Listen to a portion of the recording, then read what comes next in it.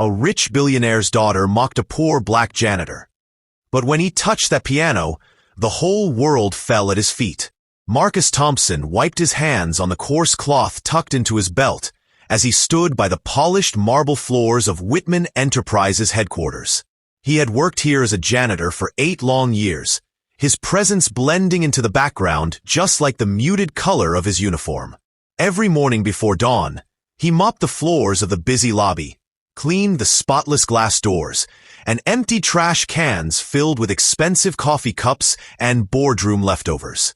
He rarely spoke to anyone except when someone barked an order or gave him a brief nod of acknowledgement. Most employees never learned his name, but no matter how invisible he felt here, Marcus carried a quiet dignity, the kind that comes from struggle, from knowing who you really are even when the world refuses to see it. At night, in his tiny apartment on the south side of the city, he would sit at a small, nicked upright piano he'd bought from a thrift store and let his fingers fly.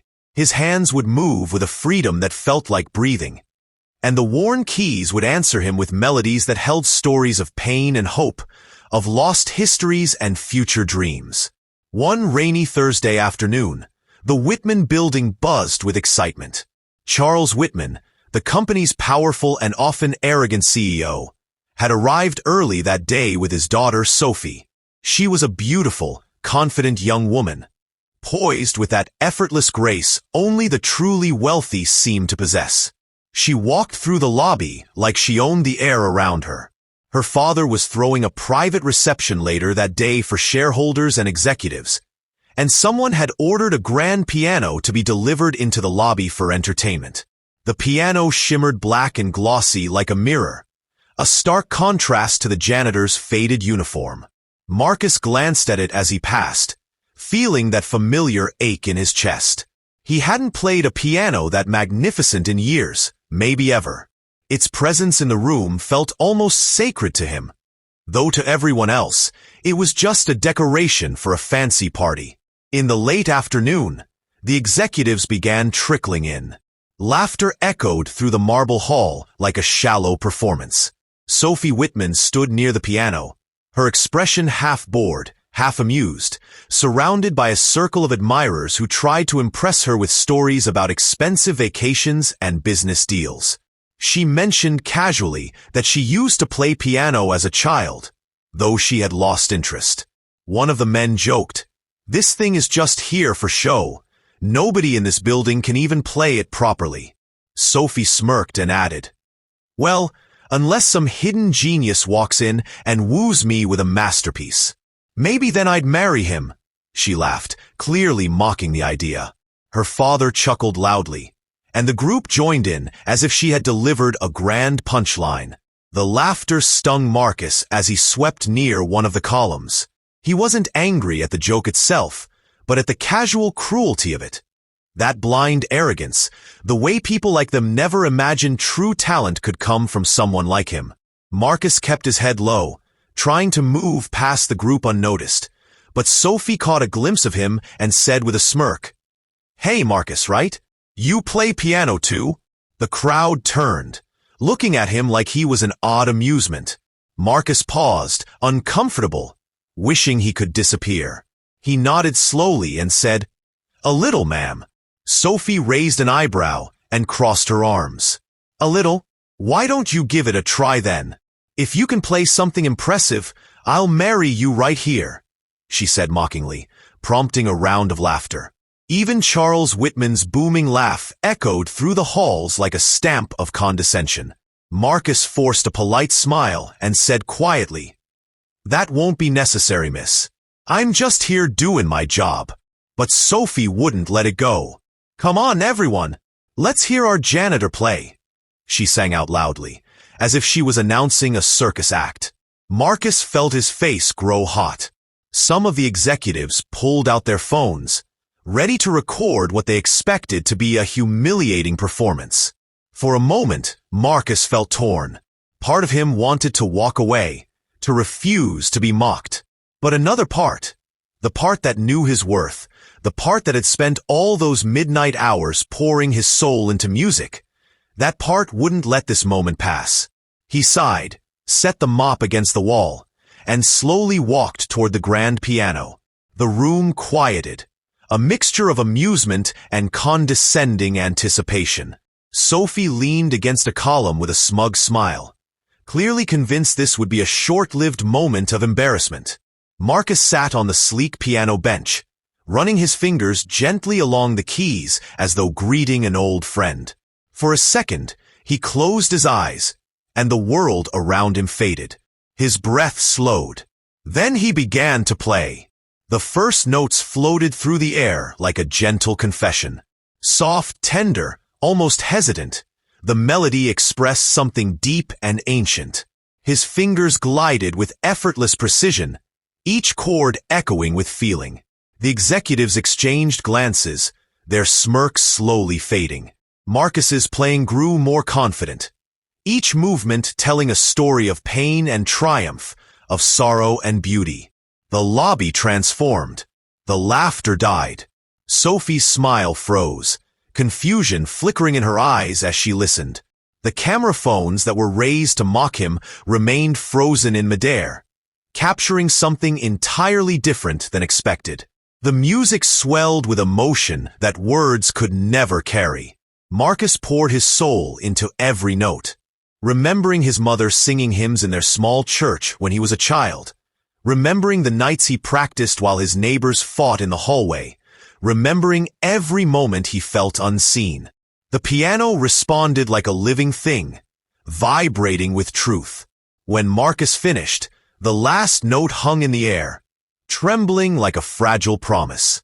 Silence followed, not the awkward silence of embarrassment, but the sacred silence of awe. No one moved. No one spoke. Even the distant sound of rain outside seemed to pause. Marcus stood slowly, thinking perhaps he had gone too far, unsure how they would react. He turned to see Sophie staring at him, her mouth slightly open, her eyes softened in a way he hadn't expected. The executives looked at each other, speechless. Charles Whitman blinked repeatedly, his usual arrogance momentarily lost as he stared at the man he had paid minimum wage to clean bathrooms. Marcus nodded respectfully, quietly picked up his mop, and walked back toward the hallway, leaving a stunned room behind him. Marcus returned to his cleaning supplies, his hands steady but his heart pounding. He didn't expect applause, didn't even want it. It was enough for him that, for a moment, they heard him. Not just as a janitor, but as a man with a story, a soul, a gift. As he disappeared down the corridor, the lobby remained stiff and silent. Slowly, voices resumed, but something had shifted in the air. No one dared repeat the joke. Phones lowered in quiet embarrassment. Sophie, who had initiated the humiliation, stood still, her eyebrows furrowed with a strange mixture of shame and admiration. Charles Whitman approached his daughter, his voice lowered but sharp with confusion. "What was that?" he asked, but she had no answer. For a fleeting second, she looked genuinely humbled, an emotion she barely recognized within herself. The party resumed, but the energy was awkward. Some guests tried to laugh it off. Others whispered about Marcus's unexpected talent. One executive, a middle-aged woman named Elaine with silver hair and watchful eyes, seemed particularly moved. She approached the piano and ran her fingers across its lid thoughtfully. "That wasn't just playing," she whispered to another guest. "That was something else." Sophie overheard her, and her face flushed again.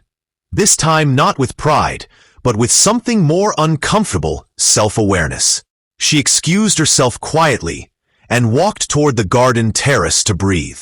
The rain had stopped, leaving behind a glistening world that contrasted sharply with the chaos of her own thoughts.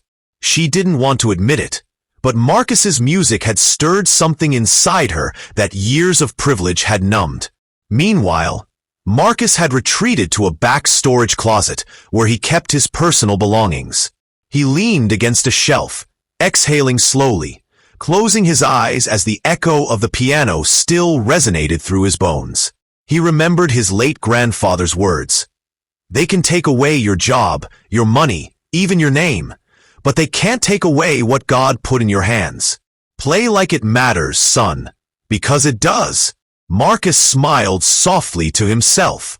He had lived years with that truth, believing someday his music might mean more, might be heard by people who truly understood. But today wasn't that day. Not in the way he imagined. It wasn't recognition he got, but something different. He had broken their assumptions, even if just for a moment. That was enough for now. Later that evening, long after the party ended, Sophie wandered back into the lobby alone. The lights were dimmer, the piano untouched since Marcus had played it. She stood beside it and gently pressed a key, the note echoing faintly. She remembered the look in Marcus's eyes as he played. Not performative, not proud, but full of a deeply personal connection. She realized how shallow her life had become.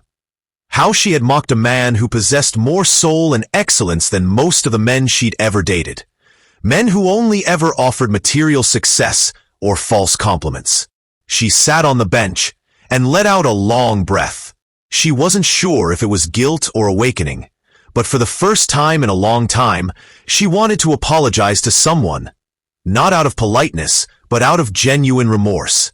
The next morning, Marcus arrived early, as always. The lobby was quiet except for the sound of his mop gliding across the marble. He didn't notice Sophie approaching until she softly called his name. He tensed, turning to see her standing alone. No entourage, no audience. Her eyes were softer, and her voice held a hesitant sincerity. "Marcus," she said quietly. "About yesterday, I was out of line." For a second, Marcus wasn't sure how to respond. He had never heard an apology from someone like her.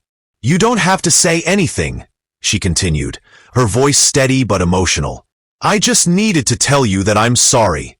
Marcus nodded slowly, the tension easing from his shoulders. "Thank you, Miss Whitman," he replied gently. She looked like she wanted to say more, but words failed her, so she simply turned and walked away, leaving Marcus standing still, more surprised by her apology than by the events of the day before. Word of Marcus's performance had begun to spread through the building. Some employees whispered in the hallways, while others approached him cautiously, asking if he really knew how to play like that. A few even complimented him, using his name for the first time with real respect. Marcus remained humble and quiet, still moving through the building with his bucket and mop. But now people stepped aside or greeted him politely. Elaine, the silver-haired executive from the party, requested a private meeting with Charles Whitman later that afternoon. When Charles arrived in his office, Elaine stood by the window, her arms folded. "Charles," she began firmly, "that man you have sweeping your floors, he could be performing in any concert hall in the city. Why is he cleaning bathrooms here?" Charles stiffened, irritated by what he saw as meddling. "He's an employee, Elaine. He does his job. Talent doesn't change that." Elaine shook her head. "You pay talent when you see it. You invest in it. But you treat that man like furniture." Charles rolled his eyes. "Are we really having this conversation about a janitor?" Elaine's voice sharpened. "Yes, we are. Because what happened yesterday wasn't just surprising. It was humiliating, and not for him. For us. We laughed at a man whose gift surpassed anyone in that room." She paused and stared directly at him. "You should be ashamed." Charles didn't respond, but her words lingered in his mind long after she left. That evening, he sat at his desk alone, replaying the memory of Marcus at the piano. The ease, the brilliance, it haunted him. Charles prided himself on recognizing value, on rewarding excellence. Yet here was a man under his roof, a man he never bothered to truly see, possessing a level of mastery far beyond the executives he paid fortunes. Pride warred with practicality in his mind. Could he continue to ignore what everyone else now whispered about? That night, Charles did something unusual. He went home and searched videos of famous pianists, comparing what he saw with the memory of Marcus's performance. And for the first time, he felt something unfamiliar: humility. The next morning, the atmosphere in the building felt different, as if an invisible curtain had lifted. Marcus went about his work quietly, but whenever he entered a room, conversations paused, eyes followed, and nods of respect replaced the old indifference. He remained humble, still greeting people softly, still sweeping the same halls, but something in his posture had changed. His shoulders held a quiet pride. Later in the day, Sophie stood at the top of the staircase, watching him from above. She had barely slept, haunted by the realization of how blind she had been, how cruelly she had spoken without knowing his heart. She walked down the stairs, hesitated, then approached Marcus again. "My father wants to speak with you," she said gently. Marcus blinked in surprise. "Me?" he asked. She nodded. "Yes. Please go to his office. He's waiting." For a moment, Marcus felt a flicker of anxiety. What if he was in trouble for stepping out of line? But Sophie's tone held no trace of mockery now, only sincerity. He nodded slowly, set aside his cleaning tools, wiped his hands, and made his way toward the executive wing. Charles Whitman's office was large, lined with glass and expensive dark wood. Marcus knocked once, then stepped in. Charles sat behind his polished desk, his expression unreadable. "Come in," he said. Marcus stood silently, hands clasped in front of him. Charles leaned back in his chair for a moment before speaking. "I owe you a conversation," he began, choosing his words carefully. "What you did in the lobby, that was extraordinary." Marcus nodded politely, unsure where this was going. Charles cleared his throat. "I underestimated you. We all did. You have a gift that deserves recognition." Marcus looked down, his voice quiet. "I appreciate that, sir. But all I did was play." Charles leaned forward. "It wasn't just playing. It was brilliance. And I want to offer you something." Marcus frowned slightly. "Sir?" Charles took a breath. "I want to sponsor formal music training for you. Tuition, transportation, everything. I have connections at several music academies. You could become a professional musician. You shouldn't be pushing a mop for the rest of your life." Marcus felt a wave of conflicting emotions, gratitude mixed with skepticism. "With all due respect, sir, I've worked here for 8 years. No one ever noticed me until I played that piano. Now suddenly I'm valuable." Charles hesitated. Marcus's eyes held a quiet honesty that unsettled him. "You're right," Charles admitted. "But I want to make it right. I can help you get where you belong." Marcus looked out the window for a moment, then returned his gaze to Charles. "Let me think about it," he said softly. Charles nodded. "Of course. Take your time." Marcus nodded again and left the office, leaving Charles staring at the door, unsure whether he had just offered a lifeline or received a humble lesson in humanity. News of the meeting spread quickly. Some employees congratulated Marcus in the hallways. Others were skeptical, whispering that Charles was only doing it to save face. Marcus walked outside during his lunch break, sitting on a bench under a tree by the parking lot, letting the cool breeze calm his thoughts. He pulled out his phone and sent a message to an old friend from the neighborhood, a fellow jazz musician named Jerome, telling him what had happened. Jerome replied instantly, "Bro, this is your chance. Don't let their past ignorance stop your future blessing. Take it. Show the world what you've got." Marcus read the message again and again, his heart swelling. Maybe this was the moment he had prayed for, even if it came wrapped in injustice and surprise. When he returned inside, he found Sophie waiting near the elevator. Her voice was soft. "Did he offer you the scholarship?" Marcus nodded. She smiled gently, a bit shy. "I hope you'll take it." Marcus studied her for a moment. "Why?" he asked plainly. Sophie's eyes shimmered. "Because I want to believe that people can change, including myself." I've lived in a world where everything is handed to me, and I never questioned who built my life behind the scenes. You opened my eyes, Marcus. I was arrogant and cruel, and you still showed grace. I want to be better, and I think you deserve everything good coming your way. Marcus felt a lump in his throat. He nodded quietly. Thank you, miss.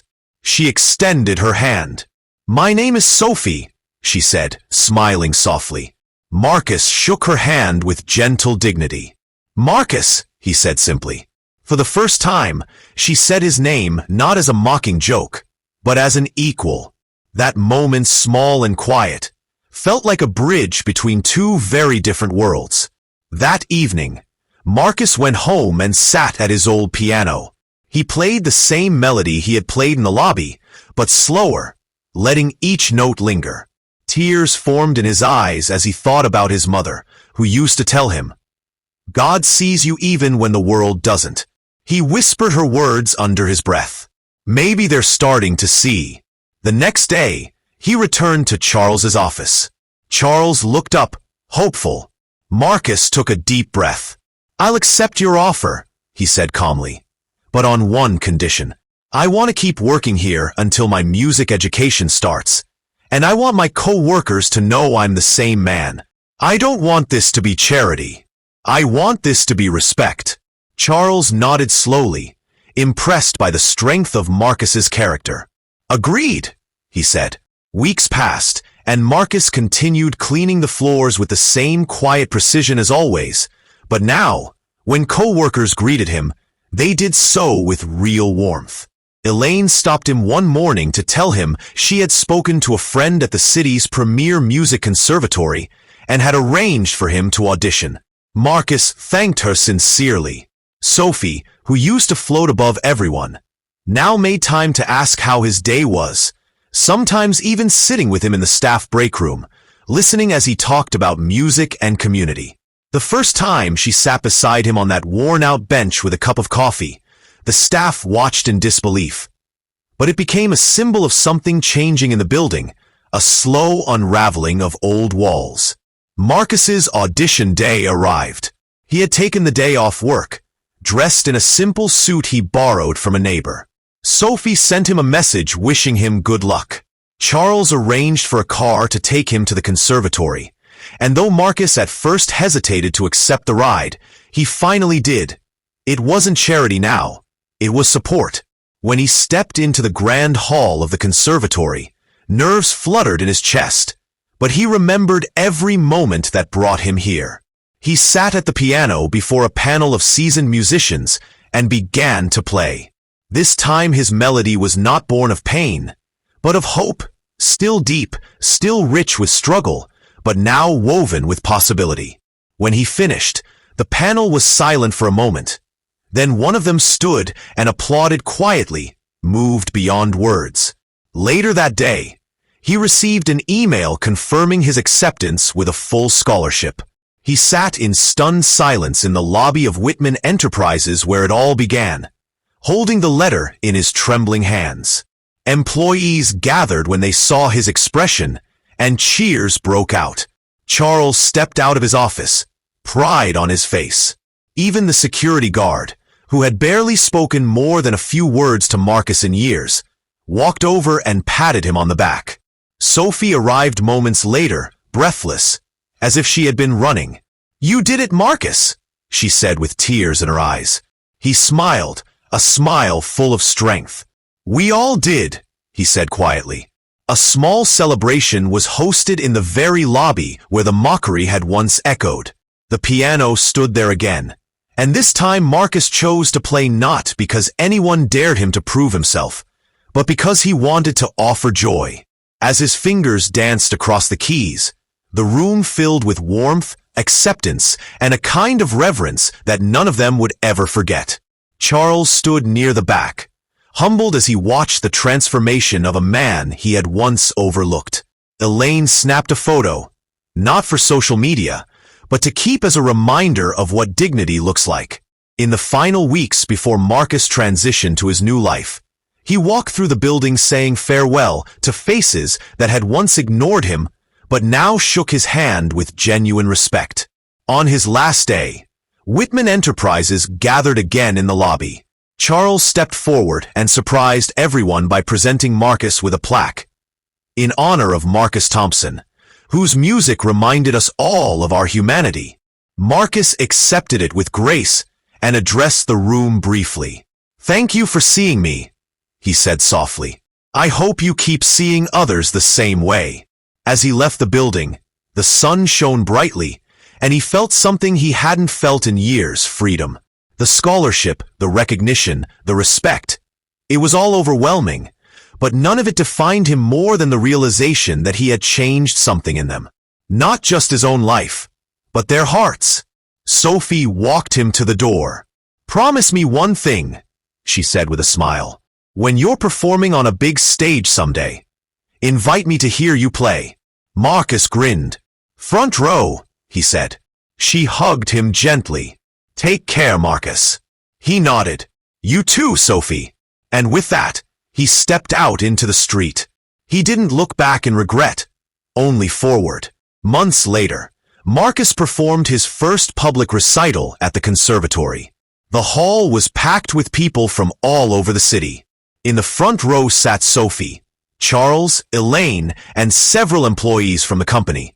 Marcus stepped onto the stage with quiet confidence, sat at the piano, and began. His music filled the hall with a profound beauty that moved people to tears. It was no longer just the story of a janitor who stunned a lobby of executives. Now it was the story of a man who reclaimed his voice, who rose above prejudice with grace and brilliance. When the performance ended, the audience stood in thunderous applause. Charles rose to his feet, clapping with a pride that came not from ownership, but from respect. Sophie wiped tears from her eyes. Elaine held her hands over her heart, whispering, "I knew it." Marcus stood and bowed humbly. As he looked out into the sea of faces, he felt at peace. The world had finally heard his song. Marcus walked backstage and sat alone for a moment, breathing deeply. He thought of his mother, of the long nights, of the humiliation, of the laughter and the silence that followed. And he thought of the promise he had made to himself, to remain humble, to use his gift not for fame, but to awaken hearts. When the curtain parted and he walked out to greet the crowd, he wasn't just Marcus the janitor, or even Marcus the musician. He was Marcus Thompson, a man whose dignity had conquered every insult, whose talent had silenced mockery, and whose spirit had sparked change. The standing ovation echoed long after the last note. And somewhere in that sound, between the applause, the tears, and the whisper of hope, justice lived. A justice not born of vengeance, but of recognition, respect, and a truth finally heard. If this story touched your heart, then please don't forget to like and subscribe to our channel. Your one click gives us the strength to bring you even more powerful stories. Stories that raise the voice of dignity, justice, and humanity. Your support means everything to us.